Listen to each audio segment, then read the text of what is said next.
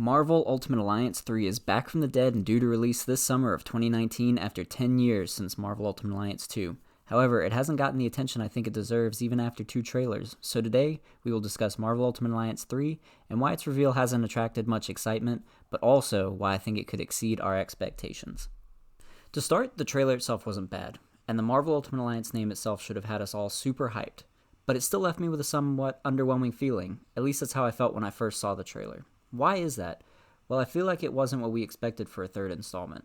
I think the reason Marvel Ultimate Alliance 3 hasn't generated much excitement was due to our expectations being different from the product that we've been shown. To be more specific, after the first couple games, we saw a shift to more realistic graphics and a wide roster of characters that contain popular characters and some that are relatively unknown, or at least at the time they weren't. Some examples of these lesser-known characters being Luke Cage, Black Panther, and Captain Marvel when she was primarily known as Miss Marvel. These games were even my first introduction to Deadpool. A lot of these characters are now household names, but at the time they were unknown, and I think that was a good entry point for new fans. I think myself as well as others expected a roster of characters to be a mix of MCU characters and less popular characters alike. The Marvel Ultimate Alliance 3 trailer showed us all the characters we expect to see, like Guardians of the Galaxy and Avengers. Even the main villains are straight from the recent movies. Honestly, it felt like a bit of a cash grab at first, using a popular franchise like Marvel Ultimate Alliance and combining it with the movie's success, but ultimately losing the heart of what Marvel Ultimate Alliance has always been. The graphics of Marvel Ultimate Alliance 3 further reinforced the trailer's underwhelming feeling because it felt like a step backward after Ultimate Alliance 2.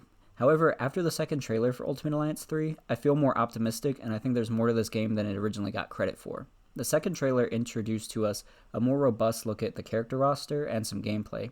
Besides the Avengers and the Guardians teams we saw in the first trailer, we now have some other teams mentioned. We see more X-Men, and the Defenders are mentioned when we get our first look at Iron Fist. I would assume that means we will also see Daredevil, Jessica Jones, and Luke Cage, but hopefully Elektra and Punisher as well.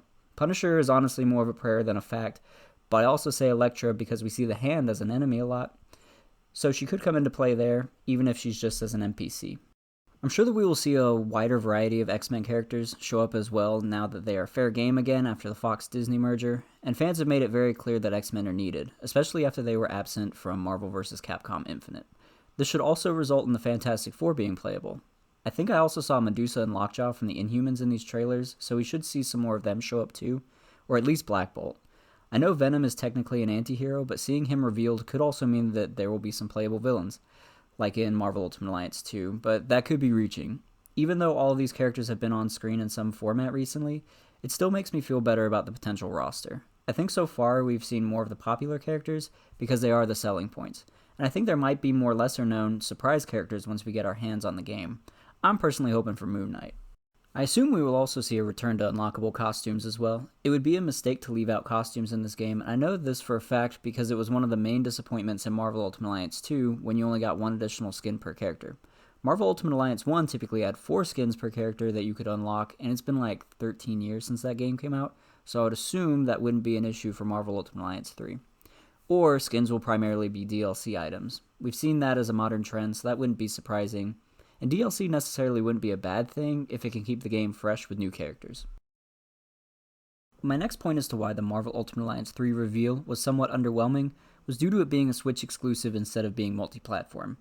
I don't own a Switch, so this was a bit disappointing, but after thinking about it, I'm glad this franchise is returning in any form. However, since it is a Switch exclusive, this is probably a big reason why we have seen the graphics go from more realistic to cel-shaded, since that will be easier to run on the Switch hardware. This could have other benefits too, though. Maybe I'm being overly optimistic, but simpler graphics might also free up resources for a wider variety of characters and more attention to gameplay. What I mean by this is that if Team Ninja isn't focusing primarily on the graphics, then they have more time and resources to make the gameplay incredible and include more characters. If simpler graphics lead to a better gaming experience and more characters to play as, deal. Especially with the long-awaited Avengers project coming out sometime soon, which will most likely have AAA-style graphics. But Avengers Project could be a whole topic for a whole nother video, and it's one that I would like to do if we could ever get some news on it. But with Marvel Ultimate Alliance 3, the gameplay looks fun so far, and it has a strong emphasis on co-op. Marvel Ultimate Alliance 2 tried to implement combined character powers, and it was a cool idea, but it kind of fell flat after trying it a couple of times, mostly because a lot of these synergies were the same thing, even with different characters. Plus, you couldn't do more than 2 characters at a time. The gameplay in trailer 2 says that you can do a whole team ultimate attack, which I think would be a blast to do. There were a couple pairings I noticed, like Drax and Wolverine slashing, and another where Gamora and Black Widow both shoot the same enemy. One that makes me think that there will be more character-specific synergies is when Star-Lord shoots his gun into a tornado made by Storm, and I'm hoping there are a lot more like this. Overall, the gameplay is looking solid in my opinion. The story is still up in the air for me, though. We know it will be an original story, but we'll still have Thanos and the Black Order as the main villains, along with the Infinity Stones playing a role. I'm honestly getting a little bit burnt out on games focusing on Thanos and the gems, and I wish they would have taken a more original approach, or continue where the cliffhanger of Marvel Ultimate 1 left off, with Galactus threatening the planet. I don't actually ever think that we'll see that play out unless the MCU introduces Galactus as the next Thanos. And to be fair, the story of Marvel Ultimate Alliance 1 wasn't all that groundbreaking either. We just needed a good excuse to go to all these cool and unique environments. So I'm okay if that's how Marvel Ultimate Alliance 3 ends up too. There are some notable things in the trailer that got me pumped for this game too. One is the voice acting we get to hear of Wolverine's character. Just the one line he had gave me chills. Like to see it try, Scrappy.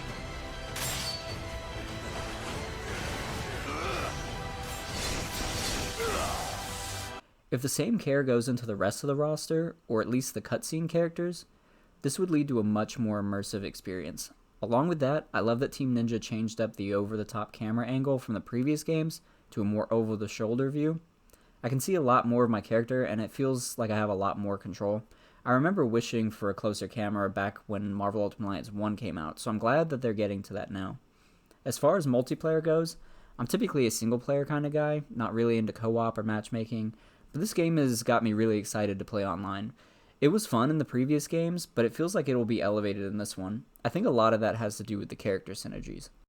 I know I said that there's not much hype around this game, and I meant it, but I also think there is a lot of contained excitement. I've noticed a good amount of people saying that this game will force them to buy a Switch, myself included. There aren't many games that look so good that people go to buy a new console for it.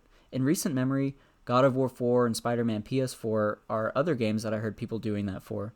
For me, that's a big reason why I'm surprised there's such little talk around this game. I can barely find a Reddit page, and the ones that I did find are spelled wrong or haven't had new topics for a couple months.